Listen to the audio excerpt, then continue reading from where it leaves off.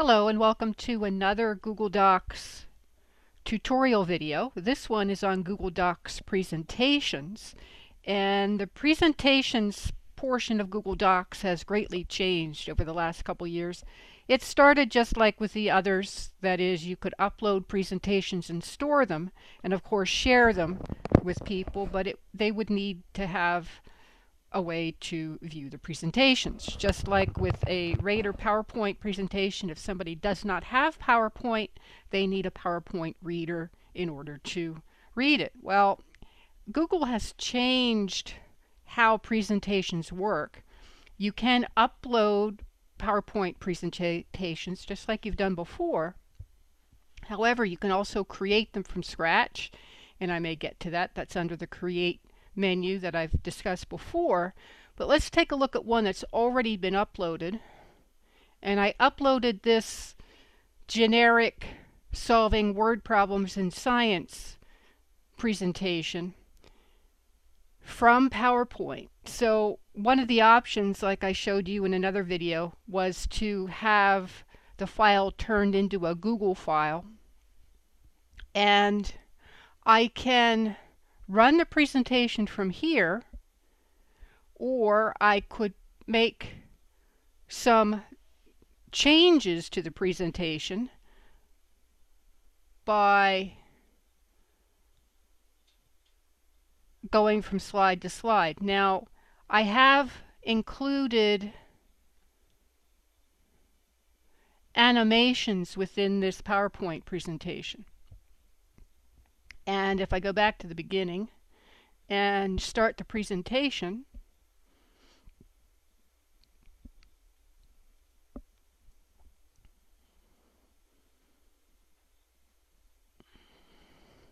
you'll see that the arrows down here are many. If I click on that right arrow, you see most of the slide.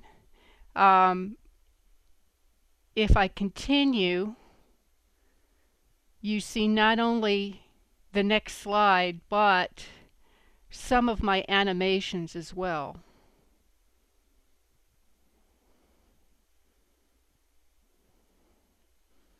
So these were animations in the original PowerPoint slide. And what's nice about Google Documents, just like with the text form of Google Docs, is that you can share this real time. So you could create a presentation within Google Docs or within PowerPoint and share it in real time with the tutoring student. So it's as if you are desktop sharing PowerPoint without needing to do that, without an online classroom software that has access to that kind of feature. Now you're seeing 80% of the slide when I do this. But you can see the animations.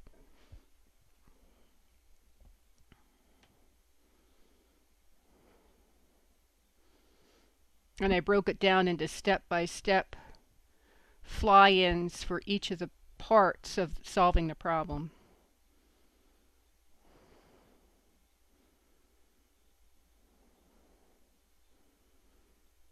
So I'm going to escape out of that and show you some other features. You have other options here that includes adding lines, like a freehand drawing,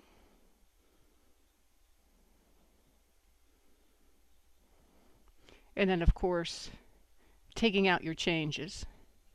Or if I go to another slide, so let's say I want to have my student focus on the number values here, I could highlight them in real time and have them focus on the number and the unit so that they know they need that value in order to solve the problem.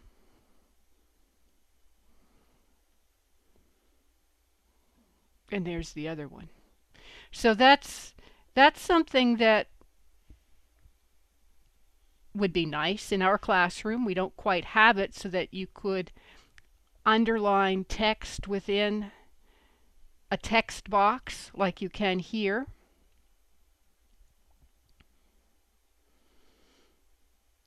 Here there are the steps. So if I wanted my student to focus on the text within that box, certainly I could highlight the whole box. But if I just want to highlight the points, write down what we know, and then write down what we're solving for the unknown. So there are many ways that I could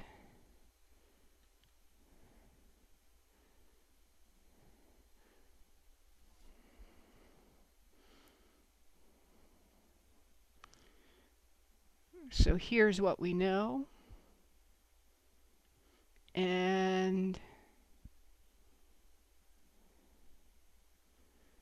except I want to have that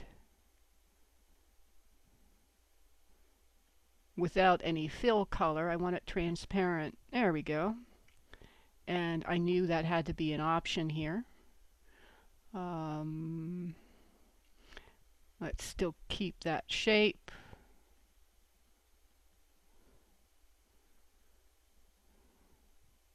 Let's make sure it's transparent. And here is what we're solving for. And it takes a little experimenting. So on this particular slide, there are two major points that I'd want to focus on. What we know,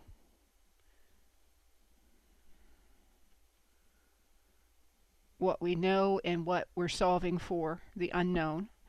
And from the problem, a student ought to be able to get those values. Now, I chose solving for area for this set of slides because it's something a lot of students do early on in algebra. And I wanted to add to that, layer on to their previous knowledge, a way to record the problem-solving steps. So that's why I'm focusing on area. It is a science concept, but it's not one that is heavily utilized in a lot of science classes. But there are a lot of tools here that you can add in real time effects to your slides. Even just with the lines, you've got half a dozen options. You've got many options for shapes, as well as arrows. Callouts are usually buttons that go someplace else. There are equation symbols here. You can put in additional text boxes or images or web links right into this particular slide. And again, you could be changing this real time with the student. So Google Docs could be your online classroom space. And if you run the presentation,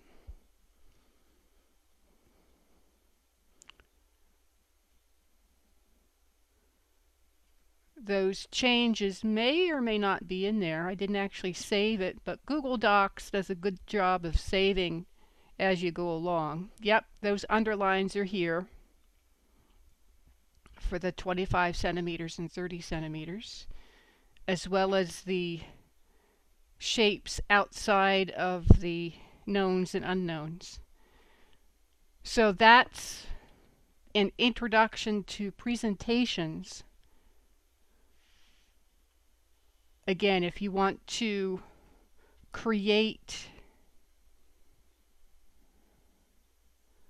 a presentation from scratch, you can do that. I'm actually going to show you how to go back to a previous version of a presentation.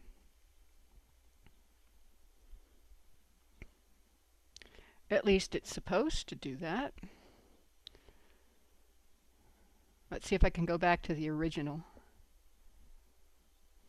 by clicking on the first in the revision history.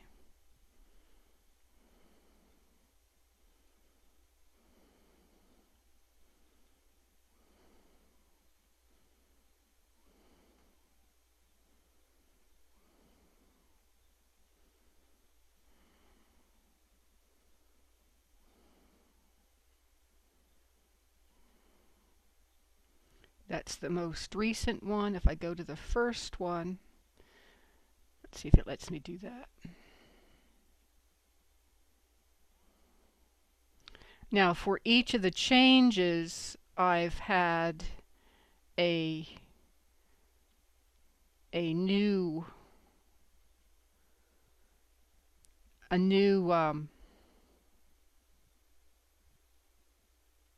revision history item. Every single change I made put in a new copy. So to get to the original document, I've got to go back in time, in effect. And now I'm restoring that, so it's erasing all the changes I made.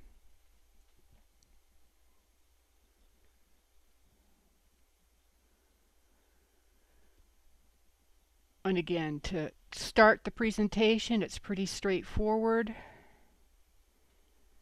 This time I'll run through it so that even though you don't entirely see all the slides, like I said, you get to view about 80%, and that was dependent on the window I'm recording in. The presentation goes to the entire width and length of my desktop, not the window that I'm recording within. And this presentation is based on those other edits I needed. So this slide definitely has some effects on it.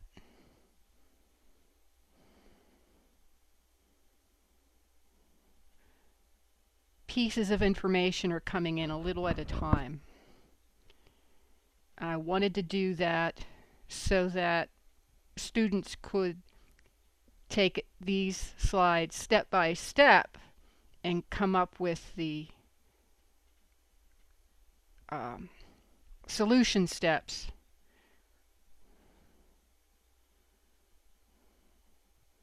And here's a fly-in. Not just an appearance of the pieces of information.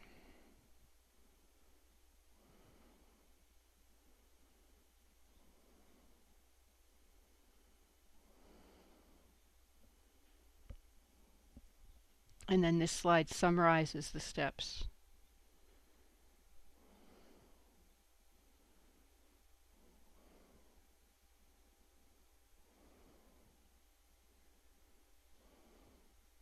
And I even have a credit slide because that's a Creative Commons image, royalty-free ThinkPad image.